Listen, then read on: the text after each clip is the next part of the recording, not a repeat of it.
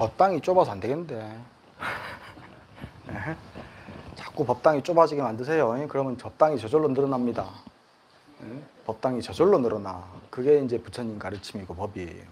자꾸 좁게 자꾸 이제 많은 분들이 들어오시면은 법당이 저절로 늘어나게 돼 있으니까 법당 늘어나도록 더 많이 옵시다. 예.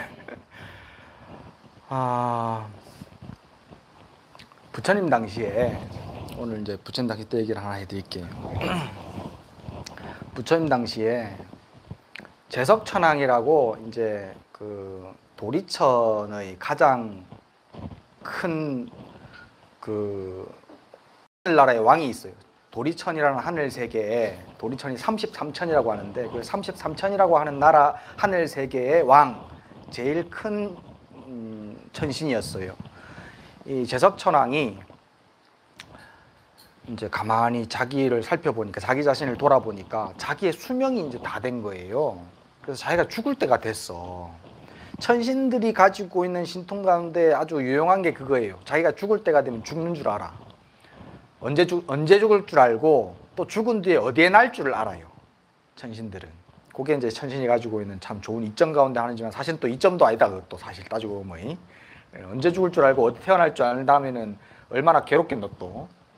근데 그 덕분에 사실 그 신통 때문에 제석천왕은 자기 자신을 돌아보고 주변을 돌아볼 수 있는 기회를 얻었어요. 아, 내 수명이 얼마 안 남았구나. 내가 이 수명이 다 하고 나면 이 하늘 세계에서 쫓겨나겠구나. 그래서 다시 인간으로 태어나겠구나 라고 안 거예요. 인간으로 태어나면 괴로운 일이 한두 가지가 아니거든. 하늘 세계에 살다가. 비교해보면 그래. 원래 집이 태어날 때부터 엄청 부자라 가지고 뭐 필요한 게 다 있었어. 원하는 게. 근데 법사가 망해가지고 이제 하나부터 열까지 지가 다 사입고 샀어야 돼. 그런 입장이라고 생각해 보시면 돼요. 예. 망하기 전에는 원하는 게 싹 다 원하는 것은 싹 다 얻을 수 있다가 이제 원하는 걸 못 얻게 되면 그게 이제 괴로움이 되죠. 그런 상황에 이제 자기가 돌아보니까 가만히 살펴보니까 죽을 때가 다 된 걸 알고 살펴보니까 자기보다 이 지위가 낮은 천신인 건달바라고 있어요. 천신들 가운데 건달바들이 죽고 난 뒤에 몇몇이 더 높은 하늘 세계에 태어나는 거예요. 근데 보통 하늘 세계의 사람들은 천신들은 죽으면 낮은 곳으로 보통 태어나지 높은 곳으로 태어나기 쉽지 않습니다. 왜냐하면 천신은 복덕을 가지고 그곳에 살고 하늘 세계에 살고 천국에 살고 복덕이 다 하고 나면 죽기 때문에 그러니까 복이 없기 때문에 더 높은 하늘에 못 태어나요. 보통은 복을 지을 일이 별로 없어. 하늘 세계에서는 서로 다 잘 사니까. 그리고 복을 지을 마음을 안 써. 너무너무 풍족하니까. 공부할 생각도 안 하고 답답한 게 없으니까. 우리 사는 거하고 좀 비슷한 거 안 같습니까? 얼마 전에 우리 차담한다고 얘기하다가 우리 처사님하고 이제 뭐 이렇게 또 관계 있는 분들이 이렇게 뭐 절에 하여튼 왔어. 절에 잘 다니시지 않는 분들인데 와가지고 뭐 이렇게 뭐 궁금한 게 많고 이제 뭐 물어보고 싶은 게 있으니까 뭐 이것저것 얘기하다가 이제 갈 때가 돼서 일어나는데 자연스럽게 자기들끼리 하는 말이 또 안 좋은 일 있으면 오겠습니다라는 거야. 그래갖고 내가 아니 왜 절에는 안 좋은 일만 있을 때 오냐고. 좋은 일 있을 때 좀 하라고. 그 좋은 일도 다 부처님 가르침 듣고 스님 가르침 듣고 코치 받아가지고 좋은 일 생겼으면 그러면 좋은 일 있을 때 와가지고 스님한테 감사합니다 인사도 좀 하고 해야지.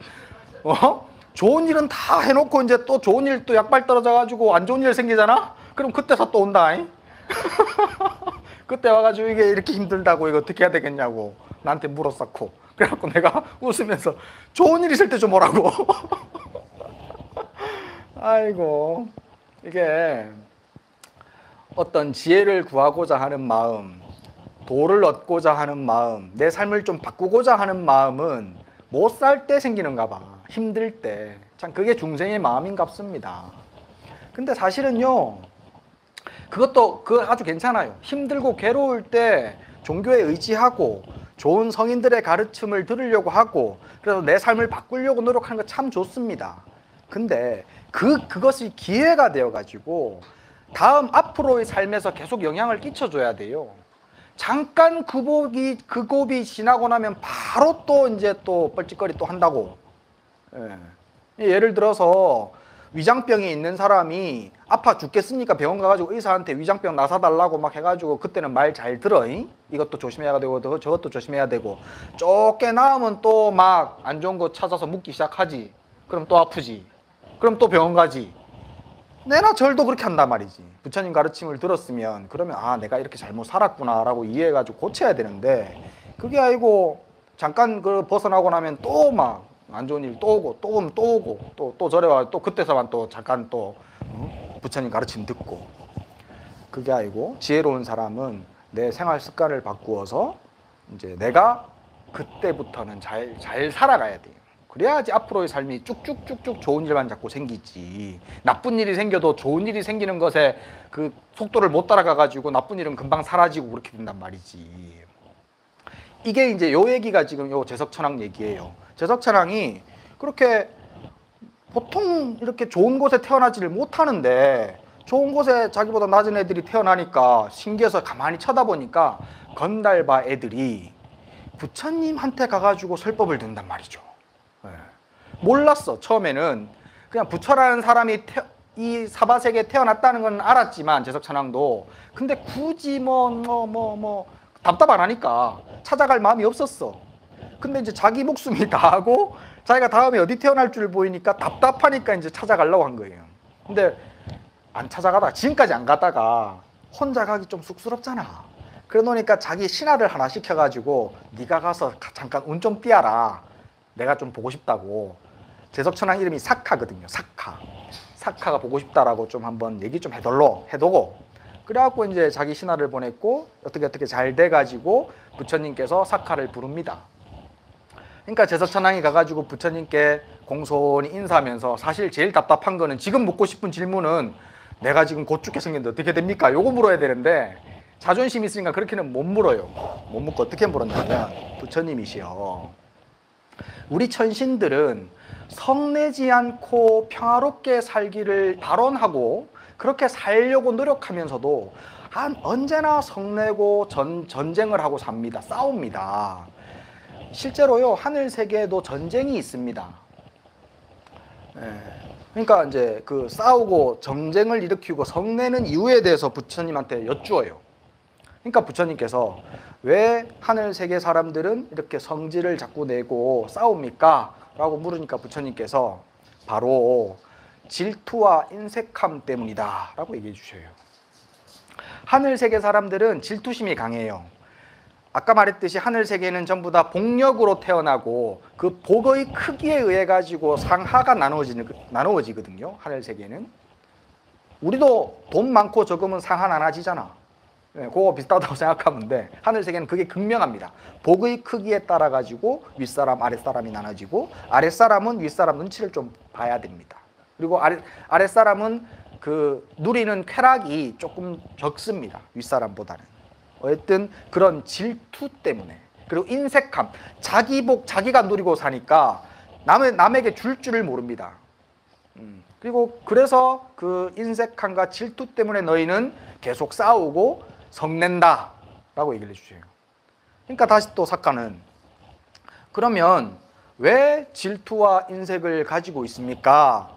질투와 인색은 왜 일어납니까? 라고 물으니까 부처님께서 바로 사랑하고 미워하는 마음 때문이다. 지금 우리는 전부 다 지금 사카만큼의 복을 가지고 있는 사람들이 여기 있는 사람들은 내 지금 상황을 살펴보시면 돼. 내가 왜 성질내고 화내느냐? 질투와 인색함 때문이야. 자꾸 아끼려는 마음. 그러면 그 질투와 인색함은 왜 일어나느냐? 바로 사랑하고 미워하는 놈이 있기 때문이야. 이거는 내가 사랑하고 이거는 내가 미워하고 그런 분별심이 있기 때문이에요. 사랑하고 미워함이 있어가지고 행복하면 괜찮아. 근데 사랑하고 미워함으로 인해 가지고 싸우고 화내고 성질내거든. 괴롭거든. 그러니까 사랑한다 그래서 그게 좋은 게 아니에요. 사랑하니까 집착하고 성질내잖아. 여러분들은 지금까지 잘못된 사랑을 하고 있었어요. 괴로움을 불러오는 사랑.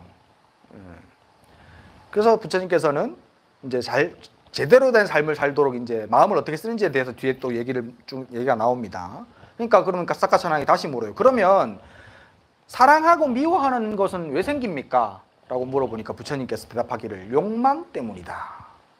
내가 지금 사랑하는 사람은 욕망으로 사랑하는 거예요. 그 사람 그 자체를 존재가 존재로서 사랑하는 것이 아니고요. 나의 욕망으로 사랑하는 거예요.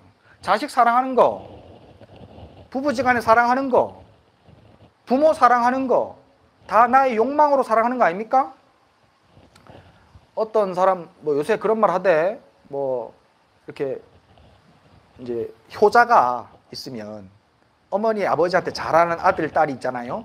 그러면 그거 보면은 누가 그 얘기 하더라고. 그럼 부모가 돈이 있어서 그런 거라고. 부모가 돈 없으면 자식이 그렇게 안 해준대. 그래요? 아니라? 아니면 다행인데 아니면 다행인데 보통은 그렇게 욕망으로 사랑하고 미워합니다.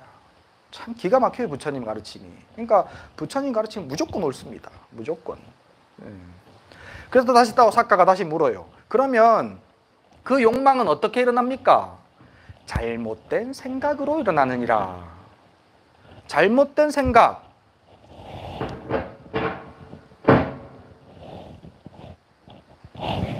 잘못된 생각으로 일어난다. 우리는 내가 원하는 그 욕망의 대상들이 내 것이어야 된다라고 생각합니다. 내 것. 나와 상대되는 남이 아니라 오로지 나의 것이라 돼야 된다고 생각해요. 그게 잘못된 생각의 기본입니다. 나의 것이라는 것이 존재합니까? 지금 법당에서 스님 말 듣고 있는 지금 이 똑바른 정신 가지고 생각해봐. 나의 것이라는 것이 존재하고 있습니까? 이 세상에? 없어요. 다만 내가 지금 이 순간에 그냥 쓰고 있을 뿐이고 또 좀 있으면 그건 딴 모양으로 바뀌고 혹은 다른 사람이 쓸 거예요. 그것이 무엇이든 간에 내 집, 뭐 또 뭐 있어, 뭐 내 그릇, 뭐 내 옷, 무엇이든 그것은 다만 지금 내가 이렇게 사용하고 있을 뿐이고 그 사용도 사실은 다른 사람과 공유하는 거예요. 근데 그 나의 것이라는 잘못된 생각이 들어옴으로 인해 가지고 욕망이 일어나는 거예요. 그러면 부처님이시여, 그 잘못된 생각은 어떻게 하면 없앨 수 있습니까? 도를 닦아야 되느니라. 그러면 부처님이시여, 도는 어떻게 닦는 겁니까? 도는 해야 할 것을 하고 하지 말아야 할 것을 하지 않는 것에서 시작한다 라고 얘기하십니다. 선한 원인은 선한 결과를 가져오고요, 악한 원인은 악한 결과를 가져옵니다. 사람은 누구나 지금 내가 무엇을 해야 할지를 뻔히 잘 알고 있어요. 이것은 해야 하는 일인지 이것은 하지 말아야 하는 일인지 지견을 가지고 있는 사람이면 누구나 다 알고 있습니다. 그죠?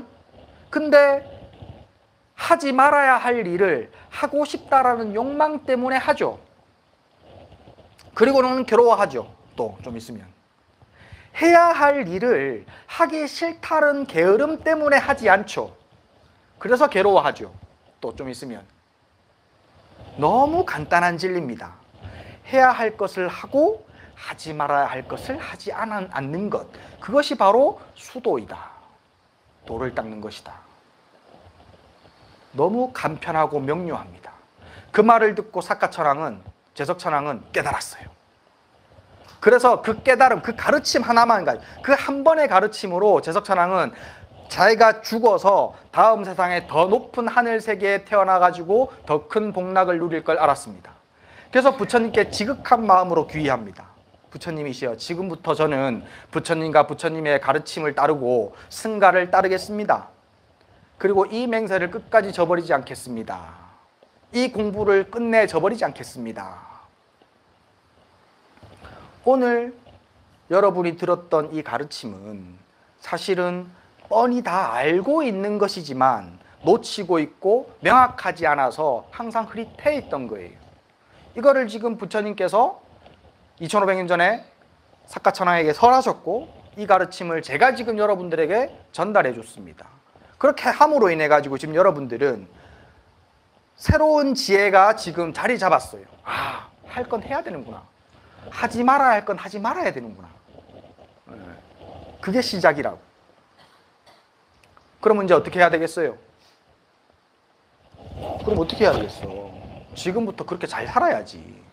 똑바로 부처님께 기이하고 부처님의 가르침에 기이하고 승가에 기이하면서 이 가르침을 계속 유지하기 위해 노력해야지요. 사카천왕처럼. 사카천왕은 지금까지도 그렇게 유지하고 살고 있습니다. 근데 우리는 법당 나가고 나면 또 까물고 이제 또 이제 모른 척 할 거지. 예? 또 한참 있다가 이제 백중 때나 돼야 오고.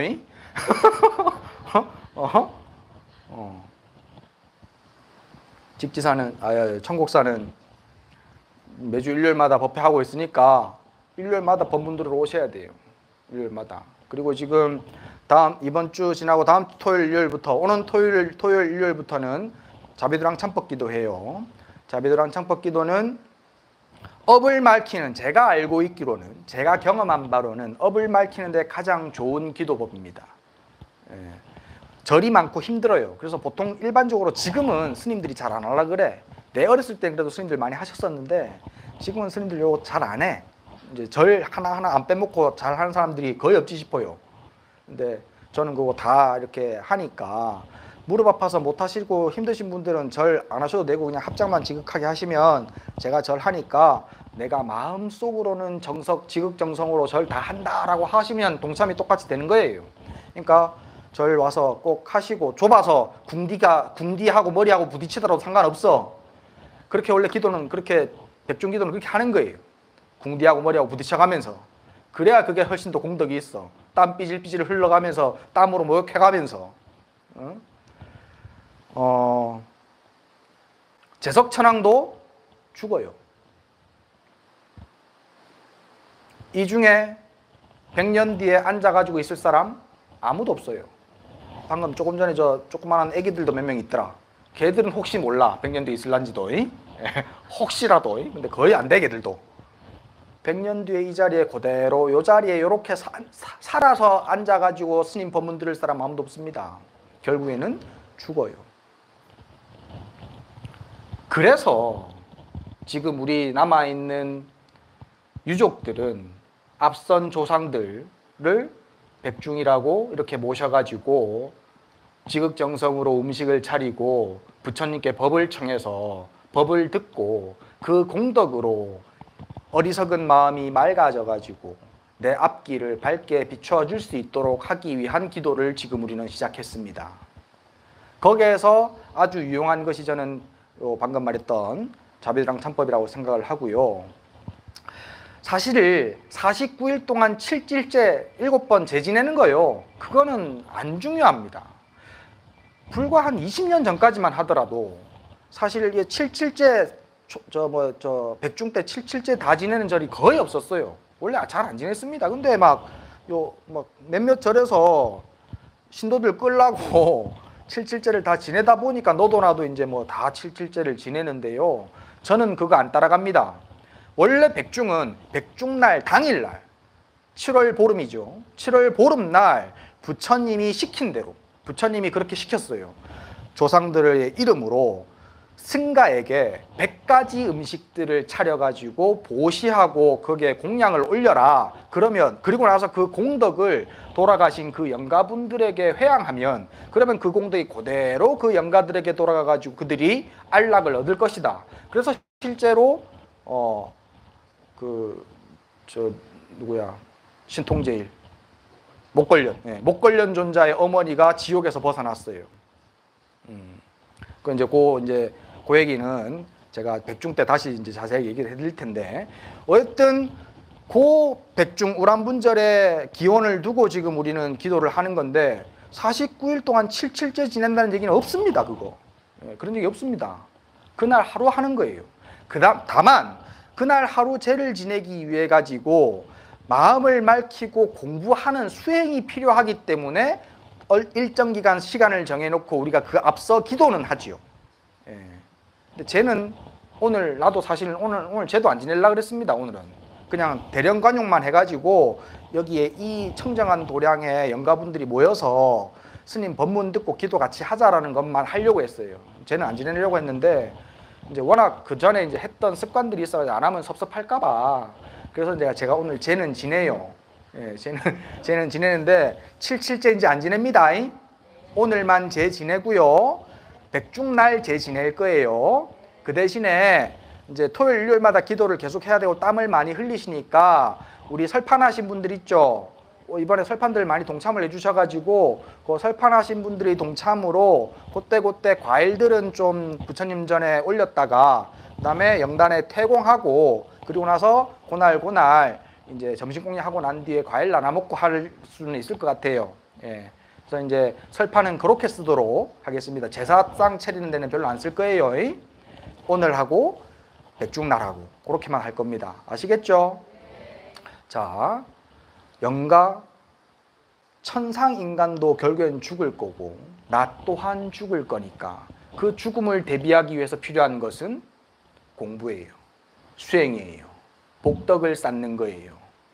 그 복덕을 쌓고 수행하고 공부하는 가장 좋은 방법을 지금 우리는 갈 것이고 그리고 그 자리를 저는 여러분들한테 아주 잘 받아들일 수 있도록 최대한 노력을 할 거고 최대한 많이 가르쳐 드리려고 할 거예요.